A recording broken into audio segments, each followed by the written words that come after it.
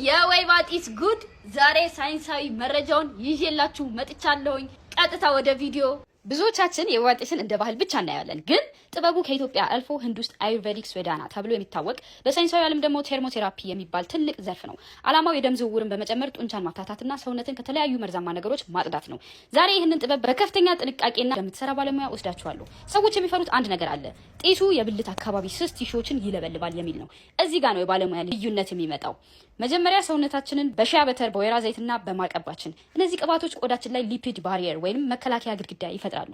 ይህም የጢሱ ሙቀት በቀጥታ ስስ ቲሾችን እንዳያቆስልና እርጥበት እንዳይወጣ ይከላከላሉ። ጸጉራችንንም በአቮካዶና ሺያ በተር ጠቅላላ ሙቀቱን ፋሎት ለጸጉር እድገት ዲፕ ኮንዲሽኒንግ እንዲሆን አደረገችው። ፊታችን ደግሞ በከርከዴና ማር ተሸፍኗል። ይህ ማለት ሙሉ ሰውነታችን በሳይንሳዊ ጋሻ ተከቧል ማለት ነው።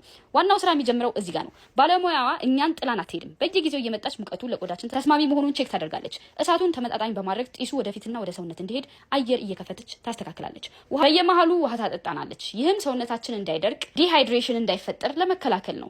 ጥልቅ ሙቀቱ ወይም ዲፕ ሂቱ ወደ ጡንቻ ዘልቆ በመግባት የደም ስሮችን ያስፋፋል። ደም በደም ሲዘዋወር ደግሞ የታመቀው ላክቲክ አሲድ ይወገዳል። የወገብ ህመሙም ብን ብሎ ይጠፋል ማለት ነው። ይህ የደም ዝውውር መጨመር ዳሌ አካባቢ ላሉ የሴትነት አካላት ኦክሲጅን እንዲደርስ ስለሚያደርግ ለማህፀን ጥንካሬና ለጽንስ መፈጠር ወይም ፈርቲሊቲ ትልቅ ድጋፍ አለው። ሰዓቱ ሊያልቅ ሲል ሸብና ከርቤ ጨመረች። ከርቤው ጸረ ባክቴሪያ ሆኖ ሲሰራ፣ ሸቡ ደግሞ ቲሹን የማጠንከር ሚና አለው። ከጢሱ ስንወጣ ቆዳችን ቀልቷል። ከዚያም በ12 አይነት እህል በተዘጋጀ ውህድ ማሳጅ አደረጋችን እላችኋለሁ። ይህ ሂደት በሙቀቱ የላለውን የሞተ የቆዳ ሴል ሙሉ በሙሉ በማንሳት ቆዳ አዲስና ሀር የመሰለ ልስላሴ እንዲኖረው ያደርጋል። በመጨረሻም በሱዳን ባህላዊ ዲልካ በደም ማሸችንና ስቲም ተደረግን ወጣን እላችኋለሁ። ይሁን እስቲ ቆዳችን ብቻ አይደለም የፈካው፣ መላ ሰውነታችን የታደሰው።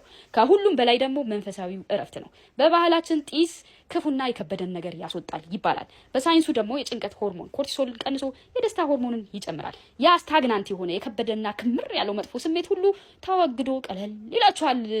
አንድ በጣም አስፈላጊ ማስጠንቀቂያ እዚህ ጋር፣ ማንኛውም አይነት የፈንገስ ወይም ይስት ወይም የባክቴሪያ ኢንፌክሽን እንደ ፈሳሽ መብዛት፣ ማሳከክ ወይም ሽታ ካለባችሁ ይህንን ጢስ በፍጹም እንዳትጠቀሙ።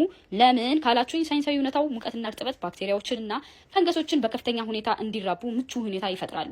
ብልት ራሱን የሚያጸዳ ሰልፍ ክሊንዚንግ አካል በመሆኑ ኢንፌክሽን ባለበት ሰዓት ጢስ መጠቀም የተፈጥሮ ሚዛኑን ወይም ፒኤች ባላንሱን በማዛባት ህመሙን ሊያባብሰው ይችላል። ስለዚህ መጀመሪያ ህክምናችሁን ጨርሱ።